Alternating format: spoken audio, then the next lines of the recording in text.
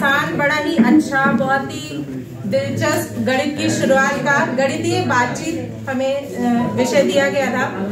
तो हमें लगता है कि जो संख्या पूर्व अवधारणाओं के बारे में अभी समूह नंबर 1 ने बात की, वो सभी कहीं ना कहीं गणितीय बातचीत से जुड़ा हुआ है। हमारे दिन की शुरुआत ही गणित से होती है। कितना बज रहा है, कितना लेट हो रहे हैं, कितने मिनट बाकी हैं, कितनी सीटी आ गई, हर तरफ। तो सिर्फ हमारे ही दिन की शुरुआत नहीं होती है गणित से, बच्चों के दिन की भी शुरुआत उसी तरह से गणित से ही होती है।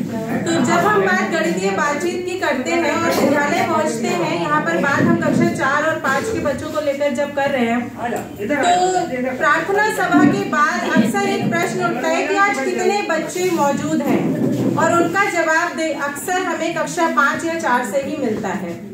तो सबसे पहले तो जब हम प्रार्थना अपनी शुरुआत करते हैं तो हम बच्चों से वहीं से गणित की बातचीत शुरू कर सकते हैं। गणित पढ़ाने के लिए जरूरी नहीं है आप कक्षा में हो, बल्कि हमें लगता है कि किसी भी विषय को पढ़ाने के लिए आपका कक्ष में उपस्थित होना जरूरी नहीं है। आप जहां खड़े हैं वहीं से कहीं ना कहीं कुछ ना कुछ कनेक्ट करके आप बच्चों को किसी भी विषय के बारे में अच्छे से बता सकते हैं।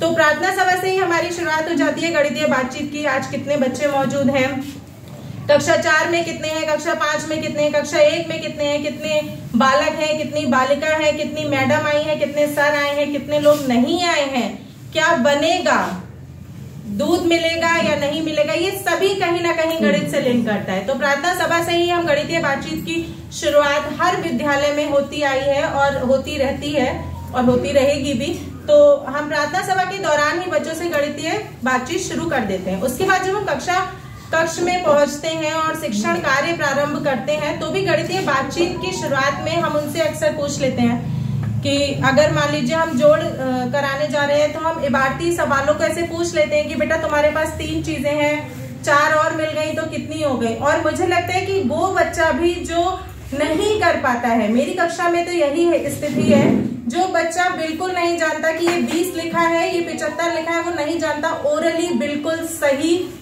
हल करके देता है। जब आप उसका देता है कि 75 में 20 जोड़ दिए या 75 रुपए में 20 रुपए और मिल गए तो कितना होगा, जबकि वो अगर मैं 75 लिख दूं तो नहीं बता पाएगा कि ये 75 है। तो गणितीय बातचीत कहीं ना कहीं बच्चे के मौखिक विकास में बहुत आवश्यक रहती है।